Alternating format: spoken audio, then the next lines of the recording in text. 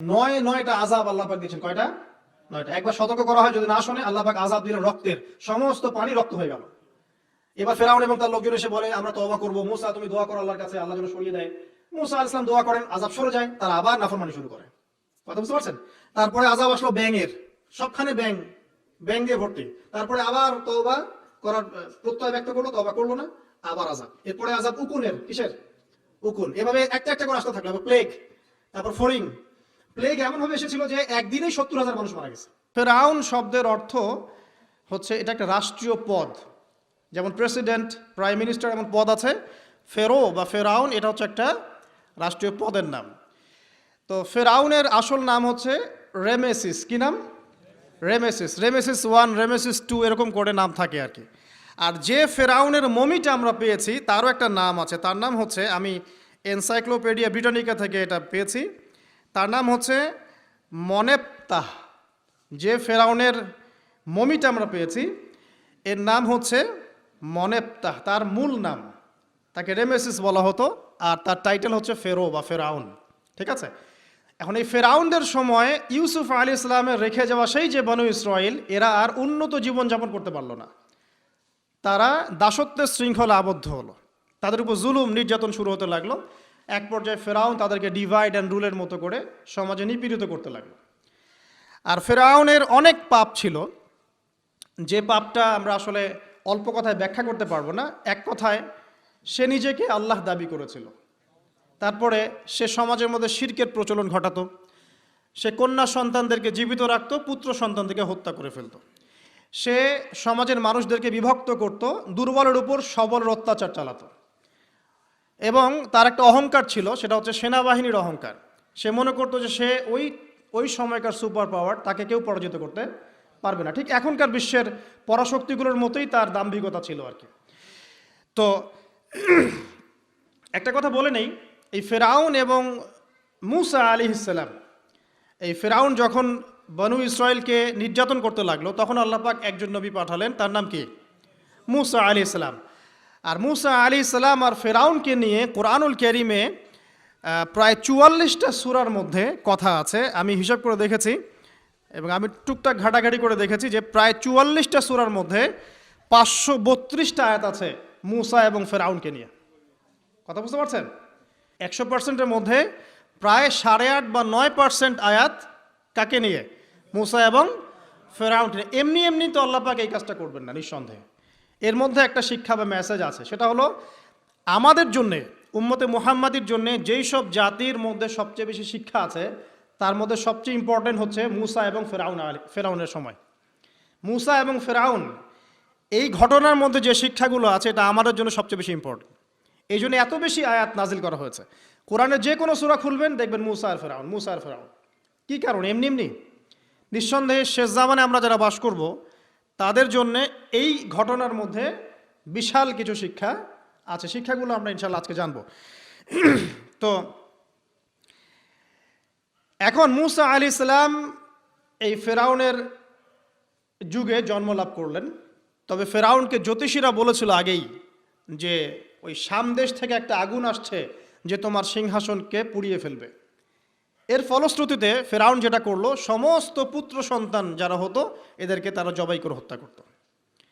তো যখন জনগণ বলল যে কাজটা খুব খারাপ, প্রতিবাদ শুরু হলো, তখন 1 বছর গ্যাপ দেওয়া শুরু করলো। 1 বছর মারবে, আরেক বছর রাখবে, আরেক বছর মারবে, আরেক বছর রাখবে। যেই বছর মারলো না সেই বছর জন্ম লাভ করলো মুসা আলাইহিস সালামের ভাই হারুন আলাইহিস সালাম। ঠিক আছে? উনিও কিন্তু নবী ছিলেন। আচ্ছা, আর যে বছর মারার কথা সেই বছর জন্ম লাভ করলেন মুসা আলাইহিস সালাম। এখন যে বছর মারার কথা সেই বছর জন্ম লাভ করলেন মুসা আলাইহিস সালাম। এখন মুসা আলাইহিস সালামের মা কিন্তু তখন খুব শঙ্কিত, ফেরাউন তার সন্তানকে হত্যা করবে। মুসা আলাইহিস সালামের মায়ের হৃদয়টা খুব শঙ্কিত ছিল যে তার সন্তানকে হত্যা করে ফেলা হবে। আল্লাহ রাব্বুল আলামিন বলছেন যে আমি তার কলবে ইলহাম করলাম। সুবহানাল্লাহ। আল্লাহ পাক তার মায়ের কলবের মধ্যে ইলহাম, মানে কি? ইলহাম হচ্ছে আল্লাহর পক্ষ থেকে প্রত্যাদেশ না, ওহী না, কিন্তু একটা বুঝ বা একটা নূর, একটা তাজাল্লি, একটা বসিরা ঢেলে দেওয়া। এটা কিন্তু নবুয়ত না, একটা কাজের চেতনা বা দৃঢ়তা আল্লাহর পক্ষ থেকে ঢেলে দেয়া। ঠিক আছে? তো তার মায়ের কলবের মধ্যে আল্লাহ রাব্বুল আলামিন ইলহাম করলেন যে তুমি তোমার সন্তানটাকে সিন্দুকের মধ্যে ভরে ভাসিয়ে দাও নীল নদে। এখন তার মায়ের কলব, তার মায়ের হৃদয় ছটফট করতে লাগলো, কারণ কোনো মাই তো চাইবে না তার সন্তানকে এভাবে ভাসিয়ে দিতে। আল্লাহ পাক বলছেন যদি না আমি তার হৃদয়টাকে শক্ত করতাম তাহলে সে বিচলিত হয়ে পড়তো। আল্লাহ পাক তার হৃদয়টাকে শক্ত করলেন, সে বিচলিত হলো না, সন্তানকে ভাসিয়ে দিল। এবার সন্তান ভাসতে ভাসতে ভাসতে কোথায় যাচ্ছে? যেখানে ফেরাউনের স্ত্রী গোসল করছে। এবার ফেরাউনের স্ত্রী আসিয়া সেই সিন্দুক পেয়েছে। মূসা আলাইহিস সালামকে আল্লাহ পাক বলছেন যে আমি মূসা আলাইহিস সালামের চেহারার মধ্যে মোহাব্বত বা ভালোবাসা ঢেলে দিয়েছিলাম। তার চেহারা যেই দেখতো তাকে ভালোবাসত, বুঝছেন? ভালোবাসা ঢেলে দিয়েছেন। এবার ফেরাউনের স্ত্রী আসিয়া, এখানে আসিয়া নন, অন্য একজন স্ত্রী হয়তো, তিনি বলছেন যে ফেরাউনকে বলছে যে একে আমরা আমাদের কাছে রেখে দিই, হয়তোবা সে আমাদের উপকারে আসবে, অথবা তাকে আমরা সন্তান হিসেবে গ্রহণ করতে পারি। লা তাকতুলুহু, তাকে হত্যা করো না। আসা আন ইয়ানফা'না আও নাত্তাখিযাহু ওয়ালাদা, এরকম করে আল্লাহ পাক বলেছেন কোরআনে।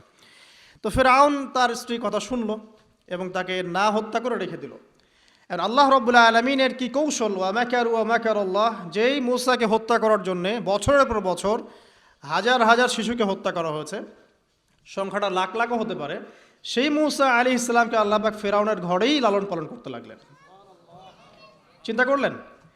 এবার মূসা আলাইহিস সালাম যখন যুবক হলেন, আমি সংক্ষিপ্ত করছি, যখন যুবক হলেন তখন একদিন দেখলেন যে রাস্তায় দুজন ব্যক্তি ঝগড়া করছে। সূরা কসসের মধ্যে আছে, ফাইটিং, স্ট্রিট ফাইট।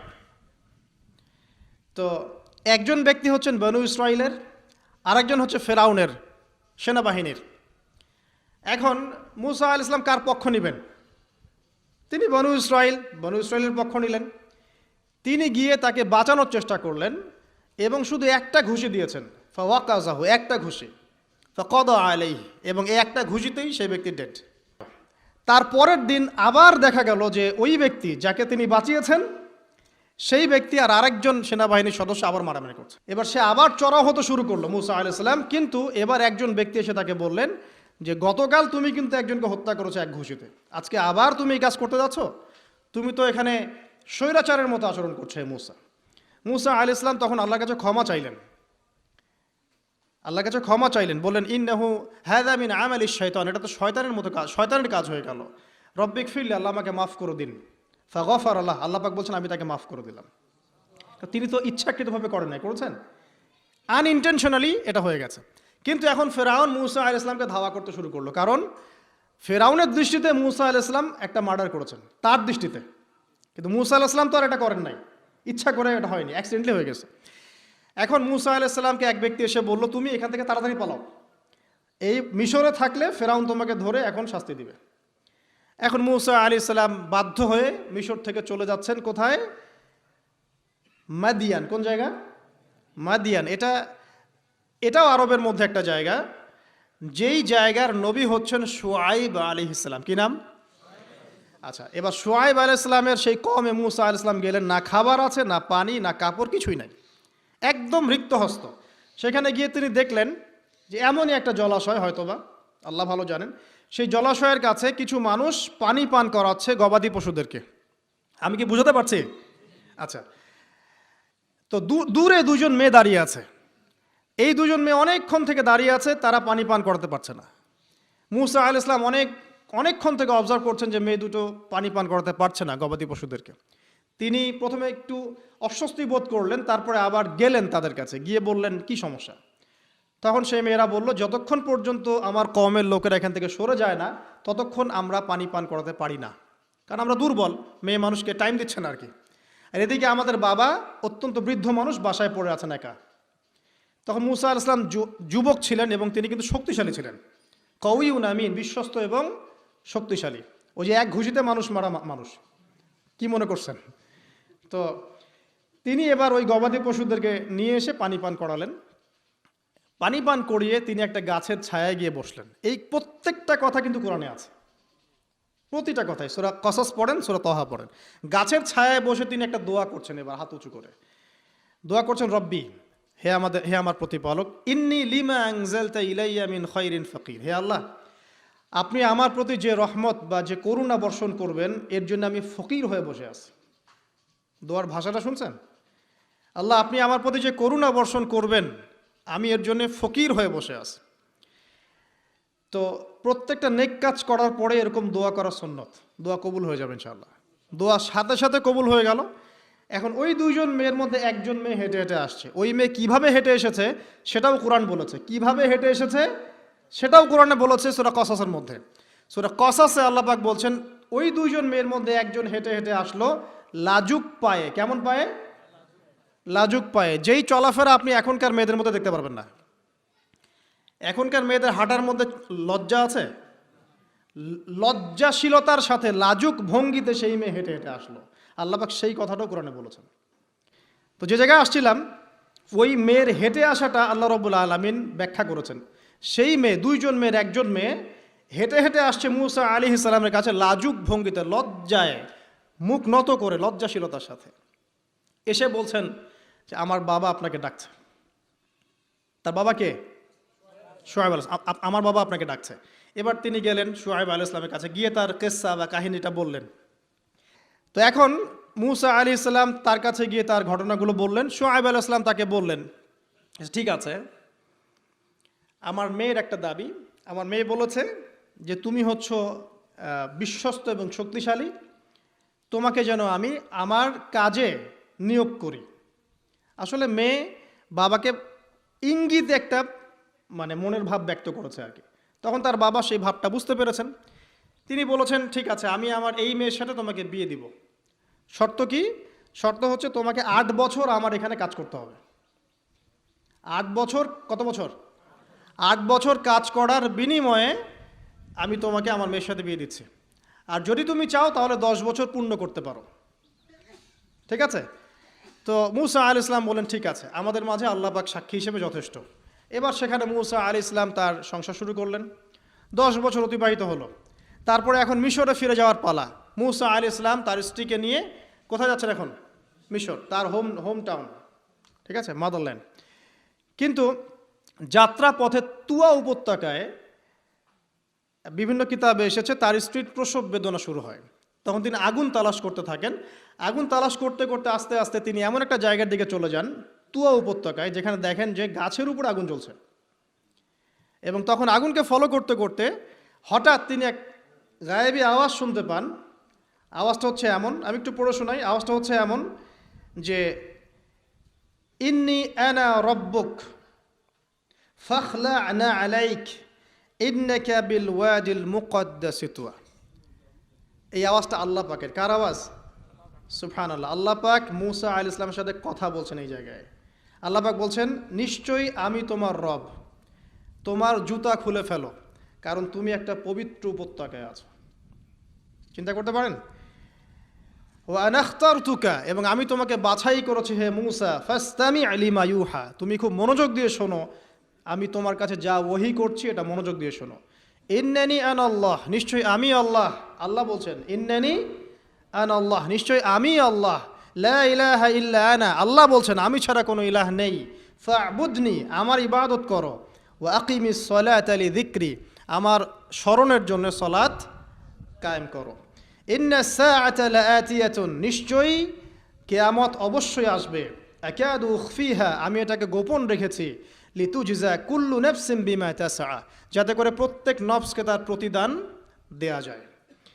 ফালা ইয়াসুদ্দান্নাকা আনহা মান লা ইউমিনু বিহা ওয়াত্তাবা'a হাওয়াহু ফাতারদা, যারা প্রবৃত্তির অনুসরণ করে তারা যেন তোমাকে এই বিষয়টার প্রতি ঈমান আনা থেকে দূরে রাখতে না পারে। আল্লাহ পাক এই পর্যন্ত বললেন। এরপর আল্লাহ বলছেন ওয়ামা তিলকা বিয়ামিনিকা ইয়া মূসা, মূসা তোমার ডান হাতে এটা কি? মূসা আলাইহিস সালাম বলছেন যে ক্বালা হিয়া আসায়া, এটা আমার লাঠি। তার সাথে কি ছিল? একটা লাঠি। আতাওয়াক্কাউ আলাইহা ওয়া আহুশু বিহা আলা গনামি ওয়া লিয়া ফিহা মাআরিব উখরা, এই লাঠি দিয়ে আমি গাছের ডাল ছাঁটি, গবাদি পশুদেরকে চড়াই, এছাড়া আমি আমার বিভিন্ন কাজে লাঠি ব্যবহার করি। আল্লাহ পাক বলছেন ক্বালা আলকিহা ইয়া মূসা, মূসা এটা নিক্ষেপ করো দেখি। হাত থেকে ছুঁড়ে মারো। মূসা আলাইহিস সালাম ছুঁড়ে মারলেন, ফাআলকাহা, তিনি ছুঁড়ে মারলেন, ফাইযা হিয়া হাইয়াতুন তাসআ, সাথে সাথে লাঠিটা ছোটাছুটি শুরু করলো সাপের মতো। অন্য সূরায় আছে এই দৃশ্য দেখার সাথে সাথে মূসা আলাইহিস সালাম উল্টা দিকে দৌড় দিয়েছিলেন। স্বাভাবিক, ভয় পাওয়া স্বাভাবিক। তো তখন আল্লাহ পাক বলেছিলেন যে তুমি ভয় পেও না, আমার কাছে নবীগণ ভয় পায় না। ঠিক আছে, অন্য সূরা এগুলো আছে, আমি শর্ট করে বলছি। এরপরে আল্লাহ পাক বললেন, ক্বালা খুযহা ওয়ালা তাখাফ, তুমি এটাকে ধরো, এটাকে ভয় পেও না। সানুঈদুহা সিরাতাহাল উলা, তুমি ধরা মাত্রই সেটা আবার লাঠিতে রূপান্তরিত হবে। আরেকটা কাজ করো, ওয়াদমুম ইয়াদাকা ইলা জানাহিক, তোমার হাতটাকে বগলের নিচে নিয়ে যাও। তাখরুজ বাইদা মিন গায়রি সু, এটাকে বের করো, তারপর দেখবে এটা স্বচ্ছ আলো প্রদান করবে। সুবহানাল্লাহ। বগলের মধ্যে হাত নিয়ে আসো, হাতটাকে বের করো, দেখবে হাত থেকে স্বচ্ছ আলো বের হবে। এই দুইটা মুজিজা আল্লাহ পাক তাকে দিলেন। আয়াতান উখরা, এটা আরেকটা নিদর্শন। তো এখানে কি হলো, মূসা আলাইহিস সালাম নবুয়ত পেলেন। শর্টকাট কি, মূসা আলাইহিস সালাম কি পেলেন? নবুয়ত পেলেন। নবুয়ত পাওয়ার সাথে সাথে আল্লাহ পাক তাকে দুটো মুজিজা দিলেন, একটা হচ্ছে লাঠি, আর একটা কি, হাত বগল থেকে বের করলেই কি হবে, আলো বের হয়ে যাবে।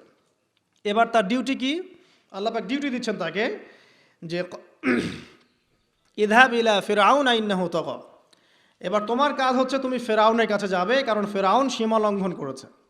তখন মূসা আলাইহিস সালাম বললেন, রব্বি ইশরাহ লি সদরি, আল্লাহ আমার বক্ষটাকে প্রশস্ত করে দিন। মানে আমার তো সেখানে যাওয়ার সাহস হচ্ছে না, আমি তো সেখানে ওদের দৃষ্টিতে একজন খুনের আসামি, ওদের দৃষ্টিতে ওরা তো আমাকে পেলে হত্যা করে ফেলবে। আল্লাহ পাক বলছেন, কেল্লা, কখনো না, তারা তোমাকে হত্যা করতে পারবে না। তখন তিনি দোয়া করছেন, আল্লাহ আমার হৃদয়টাকে প্রশস্ত করে দিন, ওয়াইয়াসসির লি আমরি, আমার কাজকে সহজ করে দিন, ওয়াহলুল উকদাতাম মিন লিসানি, আমার লিসান, আমার জিহ্বায় জড়তা আছে আল্লাহ, এটাকে দূর করে দিন, ইয়াফকাহু কওলি, যাতে মানুষ আমার কথা বুঝতে পারে। এই দোয়া করলেন, কবুল হয়ে গেল। এবং আরও দোয়া করলেন যে ওয়াজআলি ওয়াজিরাম মিন আহলি, আমার পরিবারের মধ্য থেকে একজন ওয়াজির দেন, ওয়াজির মানে সহায়ক, যেটা হচ্ছেন হারুন আলাইহিস সালাম, যাতে করে আমরা কি করতে পারি, বেশি বেশি আপনার জিকির করতে পারি এবং আমাদের কাজ সহজ হয়। তো আল্লাহ রাব্বুল আলামিন তার ভাই হারুন আলাইহিস সালামকেও নবুয়ত দান করলেন, দুজন মিলে। এখন আল্লাহ পাক বলছেন, ইযহাবা ইলা ফিরআউন, তোমরা দুজন ফিরআউনের কাছে যাও, ইন্নাহু তাগা, সে সীমা লঙ্ঘন করেছে, তবে ফাকুলা লাহু কাওলাল লাইয়িনা, তার সাথে নরম সুরে কথা বলো, লাআল্লাহু ইয়াতাযাক্কারু আও ইয়াখশা, হয়তোবা সে উপদেশ গ্রহণ করবে অথবা আল্লাহকে ভয় করতে পারে। তো ডিউটি দেওয়া হলো যে তোমাদের কাজ এখন এটা, এবং তোমাদের ভয় পাওয়ার কোনো কারণ নাই, সে তোমাদের কোনো ক্ষতি করতে পারবে না। তার কাছে যাও, মুজিজা দেখাও, আল্লাহর দিকে দাওয়াত দাও, লা ইলাহা ইল্লাল্লাহ, যদি সে দাওয়াত কবুল করে আলহামদুলিল্লাহ, যদি না করে তাহলে আমি আল্লাহ তার জন্য যথেষ্ট। এবার শর্ট করে নিয়ে আসি, মূসা আলাইহিস সালাম সেখানে গেলেন, যাওয়ার পরে ফিরআউনকে দাওয়াত দিলেন। তো ফিরআউন বলছে, ক্বালা ওয়া মা রাব্বুকুম ইয়া মূসা, কোন রবের কথা বলছো? আমি তো মা আলিমতু মিন ইলাহিন গায়রি, আমি তো জানি না, আমি ছাড়া তোমাদের কোনো ইলাহ আছে আমি তো এটা জানি না। এটা কার কথা? ফিরআউন বলছে যে মা আলিমতু মিন ইলাহিন গায়রি, আমি ছাড়া অন্য কোনো ইলাহ তোমাদের আছে, মা আলিমতু ইলাহুকুম গায়রি, আমি ছাড়া তোমাদের কোনো রব আছে এটা তো আমি জানি না। অন্য আয়াতে সে বলেছিল যে আনা রব্বুকুমুল আ'লা, আমি তোমাদের মহান রব। ঠিক আছে, তো মূসা আলাইহিস সালাম ব্যাখ্যা করলেন, আমি সেই রবের কথা বলছি যে রব আসমান সৃষ্টি করেছেন, জমিন সৃষ্টি করেছেন, যেভাবে তাওহীদের দাওয়াত দিতে হয় সব দিলেন। এরপরেও ফেরাউন সেটা গ্রহণ করলো না। তখন মূসা আলাইহিস সালাম বললেন, যদি আমি তোমাকে কোনো বড় নিদর্শন দেখাই তারপরেও কি বিশ্বাস করবে না? তখন ফেরাউন বলল যে দেখাও দেখি।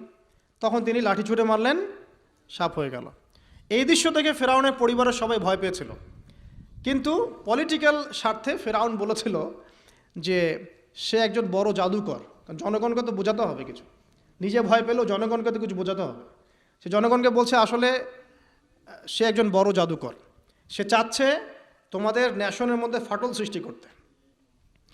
তো এখন কি করা যাবে? পরামর্শ করা হলো, তার কাছের কিছু মানুষ থাকে না, তার মন্ত্রী পরিষদ যারা শয়তানিতে পিএইচডি করেছিল আর কি, তার ওকে পরামর্শ দিল যে একটা কাজ করা যাক, একটা বড় ময়দানে যাওয়া যাক, সেখানে আমরা বড় বড় জাদুকরদেরকে ডাকবো, এখানে একটা জাদুর ব্যাটল হবে, মোনাজারা হবে জাদুর। তো সব বড় বড় জাদুকরকে ডাকা হলো মিশরের, এবং বলে রাখি যে জাদুবিদ্যা কিন্তু সত্য, সুলাইমান আলাইহিস সালামের সময় থেকে এটা চলে আসছে। হারুত এবং মারুত ফেরেশতাকে কিন্তু এর মধ্য দিয়ে পরীক্ষা করা হয়েছে মানব জাতিকে। যাই হোক, তো জাদু থেকে বাঁচার জন্য কোরআন এবং সুন্নাহর যে দোয়া কালামগুলো আছে এগুলো নিয়মিত পড়বেন ইনশাআল্লাহ। আল্লাহ পাক আমাদেরকে হেফাজত করুন, আমিন। তো আমি শর্ট করছি।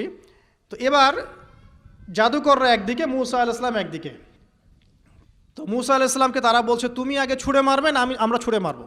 মুসা আলাইহিস সালাম বলছে বাল আলকু, তোমরা ছুঁড়ে মারো। তখন তারা যখন তাদের লাঠিগুলো ছুঁড়ে মারলো, এগুলো সাপ হয়ে গেল। এটা কি চোখের ভেলকিবাজি ছিল? আল্লাহ পাক এই জাদুটাকে বলেছেন কোরআনে সিহরুন আযীম, বড় একটা জাদু করেছিল তারা। মানে তারা জাদুবিদ্যায় খুব পারদর্শী ছিল। এখন যেমন সায়েন্সের যুগ, তখন কিন্তু জাদুবিদ্যার যুগ ছিল। ঠিক আছে? তো মুসা আলাইহিস সালাম তারপর কিছুটা ভয় পেয়ে গেলেন।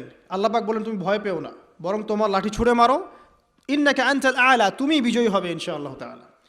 এরপর মুসা আলাইহিস সালাম লাঠি ছুঁড়ে মারার সাথে সাথেই তার লাঠিটা যে সাপে রূপান্তরিত হলো, এই সাপটা বাকি সব সাপকে খেয়ে ফেললো। এই দৃশ্য দেখার সাথে সাথেই ওই জাদুকর যারা ছিল, সবচেয়ে বড় বড় জাদুকর, একটা সমাজে সবচেয়ে বড় বড় জাদুকর, সাথে সাথে মুসলিম হয়ে গেল। বললো যে ক্বাল আমান্না বিরব্বি হারুন ওয়া মুসা, আমরা মুসা এবং হারুনের রবের প্রতি ঈমান নিয়ে আসলাম। তখন ফিরআউন বলল যে ও আচ্ছা, তাহলে ইন্নাহু কাবীরুকুম আল্লামাকুমুস সিহর, তাহলে মুসাই হচ্ছে তোমাদের লিডার, যে তোমাদেরকে জাদু শিখিয়েছে। তাহলে পলিটিক্যাল লোকজনের কথাগুলো এরকমই হয়, সত্য কখনো স্বীকার করতে যাবে না। তো যে তাহলে মুসাই মনে হয় তোমাদের চেয়ে বড় জাদুকর, তাহলে তোমাদের শাস্তি দিব এবার আমরা। কি শাস্তি? ওই যে শুলদণ্ড দিয়ে ডান দিকের হাত বাম দিকের পা কেটে ফেললো। চিন্তা করতে পারেন, একদিকের হাত একদিকের পা কেটে শুলদণ্ড দিয়ে ঝুলিয়ে রাখলো। তখন এই জাদুকররা এমন একটা কথা বলেছে যেটা পড়লে আমরা চোখ দিয়ে পানি পড়ে যায়। এই জাদুকররা বলেছিল যে তোমার যা ইচ্ছা তুমি তা করো, ফাকদি মা আনতা ক, তোমার যা মনে চায় তাই করো। কথাটা শুনছেন? ফাকদি মা আনতা ক, তোমার যা মনে চায় তাই করো। কিন্তু আমরা ইন্না আমান্না বিরব্বি হারুন ওয়া মুসা, আমরা মুসা এবং হারুনের রবের প্রতি ঈমান এনেছি। আশা করা যায় যে আমরা এই ঈমান আনার ফলে সারা জীবন জাদুবিদ্যা চর্চা করে যে পাপ করেছি, আল্লাহ পাক সব পাপ মাফ করে দিবেন ইনশাআল্লাহ। দেখেন, একটা সেজদা না করেও তারা জান্নাতে চলে গেল। দেখলেন, তারা কিন্তু নামাজ পড়তে পারে নাই, সুযোগ হয়নি, রোজা রাখতে পারে নাই, জাকাত দিতে পারে নাই, শুধু খালেস ঈমান যে না আল্লাহকে চিনেছি, আল্লাহ ছাড়া কোনো ইলাহ নাই, আল্লাহ ছাড়া কাউকে পরোয়া করি না, আল্লাহই সব কিছু। তারপরে তাদেরকে ফাঁসি দেওয়া হলো, হাত পা কেটে ফেলা হলো, জান্নাত। এই ঘটনাটা পড়বে তহার মধ্যে আছে। যাই হোক, এখন এভাবে যখন মুসা আলাইহিস সালামকে পরাজিত করতে পারলো না, মুসা আলাইহিস সালাম তাদেরকে সময় দিলেন, তওবা করে ফিরে আসো, আল্লাহ পাক মাফ করে দিবেন। কিন্তু ফেরাউন এবং তার দলবল এগুলো সহ্য করলো না, বরং ফেরাউন টিটকারি করছিল, এই হামান তুমি আছো? হামান বলছে হ্যাঁ আছি, আমার জন্য একটা বড় প্রাসাদ নির্মাণ করো, ইট পোড়াও, আমার জন্য উঁচু প্রাসাদ তৈরি করো, যাতে আমি উকি মেরে দেখতে পারি মুসার রব কোথায় আছে। কথা বুঝতে পারছেন? আমার কাছে মনে হয় হয়তোবা, আল্লাহু আ'লাম, হয়তোবা এই আয়াতটা মিশরের পিরামিডের দিকে ইঙ্গিত করছে, হয়তোবা, আমি জানি না সঠিক, আমি মানে 100% নিশ্চিতভাবে বলতে পারবো না, কিন্তু আমার কাছে মনে হয় হয়তোবা এটা সেই সময়কারই ঘটনা, যে হামান ইট পুরাতে থাকো, ইট এবং পাথর পোড়াও, উঁচু উঁচু উঁচু একদম সর্বোচ্চ কিছু তৈরি করো, প্রাসাদ তৈরি করো, যাতে করে আমি তার উপরে উঠে মুসার ইলাহকে দেখতে পারি। এটা কার কথা ছিল? ফেরাউনের। এটা করাও হয়েছে। এরপরে 9টা আযাব আল্লাহ পাক দিয়েছেন। কয়টা? 9টা। একবার সতর্ক করা হয়, যদি না শোনে আল্লাহ পাক আযাব দিলেন রক্তের, সমস্ত পানি রক্ত হয়ে গেল। এবার ফেরাউন এবং তার লোকজন এসে বলে আমরা তওবা করব, মুসা তুমি দোয়া করো আল্লাহর কাছে, আল্লাহ যেন সরিয়ে দেয়। মুসা আলাইহিস সালাম দোয়া করেন, আযাব সরে যায়, তারা আবার নাফরমানি শুরু করে। কথা বুঝতে পারছেন? তারপরে আযাব আসলো ব্যাঙের, সবখানে ব্যাঙ দিয়ে ভর্তি। তারপরে আবার তওবা করার প্রত্যয় ব্যক্ত করলো, তওবা করলো না, আবার আযাব। এরপরে আযাব উকুনের, কিসের? উকুন। এভাবে একটা একটা করে আসতে থাকলো। এবার প্লেগ, তারপর ফড়িং। প্লেগ এমনভাবে এসেছিল যে একদিনেই 70,000 মানুষ মারা গেছে। তো এভাবে 9টা আযাব আল্লাহ পাক দিলেন, কিন্তু ফেরাউন কিছুতেই ঈমান আনলো না। এবার সব শেষ পালা। সর্বশেষে মুসা আলাইহিস সালাম বললেন যে বনু ইসরাইলকে আমার সাথে যেতে দিবা কিনা সেটা বলো। তো এখন যেহেতু অনেক মানুষ মারা যাচ্ছে প্লেগে, সবশেষে গিয়ে মুসা আলাইহিস সালামের কাছে ফেরাউন এবং তার এই যে হামান কারুন যারা ছিল, এরা নমনীয় হলো এবং বলল ঠিক আছে, তোমরা বনু ইসরাইলকে নিয়ে এখান থেকে বের হয়ে যাও, মিশরে আমরা আর কোনো আপদ চাই না, তোমরা চলে যাও এখান থেকে। এবার যখন মুসা আলাইহিস সালাম এবং বনু ইসরাইল এখান থেকে বের হয়ে যাচ্ছেন, বলা হচ্ছে তাদের সংখ্যা ছিল প্রায় 30 লক্ষ, কেউ বলেছেন 40 লক্ষ। সংখ্যাটা ফ্যাক্ট না। বনু ইসরায়েলের একটা বড় কম ছিল, 10 থেকে 20% মানুষ মিশরের বনু ইসরায়েল ছিল। তারা এখন বের হয়ে যাচ্ছেন রাতের অন্ধকার শেষ হয়ে ফজরের সময়। ফেরাউনের মাথায় আবার শয়তানি চাপলো। সে বলল, না, এদেরকে যেতে দেওয়া যাবে না, যদি চলে যায় ওখানে গিয়ে যদি বিদ্রোহ করে আমাদের উপর হামলা করে। কি করণীয়? ফুল ফোর্স নিয়ে, তার যত সেনাবাহিনী ছিল সমস্ত সেনাবাহিনী নিয়ে ফেরাউন মূসা আলাইহিস সালাম এবং তার কওমকে ধাওয়া করা শুরু করলো পিছন থেকে। এবার মূসা আলাইহিস সালাম যাচ্ছেন, তার কওমকে সাথে নিয়ে সামনে পড়ে গেল লোহিত সাগর। কোন সাগর? লোহিত সাগর। আর পিছনে ফেরাউনের বাহিনী। এরকম একটা অবস্থায় মূসা আলাইহিস সালামের কওমের কিছু মানুষ বলেছিল, ইন্না ইন্না লামুদরাকুন, হে মূসা, আমরা তো ধরা পড়ে গেলাম, আমরা তখন যেতে পারবো না, সামনে সাগর পিছনে ফেরাউন। এই সময় মূসা আলাইহিস সালাম একটা কথা বলেছিলেন, এই কথাটা যে বলতে পারবে বিপদের সময় আল্লাহ পাক তার সাথে থাকবেন ইনশাআল্লাহ। মূসা আলাইহিস সালাম বলেছিলেন কাল্লা, ওইরকম একটা অবস্থা তিনি বলছেন কাল্লা, কখনো নয়, ইন্না রব্বি মাইয়া সাইয়াহদিন, আমার রব আমার সাথে আছেন, তিনি আমাকে পথ দেখাবেন। কথা বুঝতে পারছেন? ব্যাস আল্লাহ পাকের সাহায্য নেমে আসলো। তিনি বললেন লাঠি ছুঁড়ে মারো। লাঠি ছুঁড়ে মারার সাথে সাথেই একটা দুইটা না 12টা রাস্তা হয়ে গেল পানি ভেদ করে, সাগর ভেদ করে। আর এই 12টা রাস্তা দিয়ে, এটা কোনো গাল গল্প নয়, 12টা রাস্তা দিয়ে বনু ইসরায়েলের 12টা দল চলে গেল, পার হয়ে গেল। আর ফেরাউন এটা অবাক হয়ে দেখছে। এক পর্যায়ে সেও সিদ্ধান্ত নিল যে আমিও আমার ফোর্স নিয়ে ধাওয়া করব। এই যে সে নামলো লোহিত সাগরের সাথে সাথে পানি আবার আগের জায়গায়।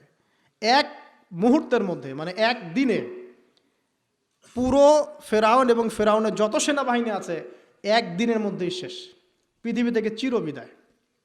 আল্লাহ পাক এত চমৎকার করে কথাটা বলেছেন, কাম তারাকু মিন জান্নাতি ওয়া উয়ুন, তারা কতই না বড় বড় জান্নাত মানে বাগান এবং প্রস্রবণ পার হয়ে চলে গেল। ওয়া কুনুজি ওয়া মাকামিন কারীম, কত সুন্দর সুন্দর জায়গা তারা ছেড়ে দিয়ে চলে গেল। এবং তারা ধাওয়া করতে লাগলো ফেরাউন মূসার বাহিনীকে।